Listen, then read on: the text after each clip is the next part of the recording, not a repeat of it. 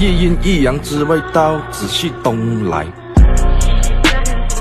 Okay, si clip number 1, magtatago lang tayo sa tela ng ganito. O, ayan, tapos aalis tayo. Tapos lilipat tayo sa right side. Tapos doon na naman tayo mag-acting. Katulad yan. O, kayo na bahala ko na acting nga dyan. Okay, so open na natin yung CapCut. So kapag ma-import na natin yung clip, magpunta naman tayo sa part na nawala na tayo. Yung background na lang. Tap natin yung video kasi i-freeze natin yung background na yan. Tap natin tong freeze. So kapag ma-freeze na natin, pwede natin pahabain to konti. Ayan. So ngayon ito naka-freeze na to, ilaglag na natin to gamit ang overlay. Tapos i-drag natin konti doon. Tapos ngayon mag-focus naman tayo dito sa nagtatago tayo sa tela. Abangan nyo sa part kung makikita na yung katawan natin dyan, yung palaglag na yung tela. Kapag andyan na, dyan din natin itapat itong in-overlay natin na clip. So itap agad natin itong naka-overlay, mag-keyframe na tayo. Tap nyo itong keyframe. Tapos mapunta na tayo sa mask. Pili natin ang horizontal. Tapos itong yellow na line na to, itapat natin to sa dulo ng tela. Bali yung katawan natin dito yung tatakpan natin. Kapag makikita na yung katawan natin dyan, syempre isunod din natin itong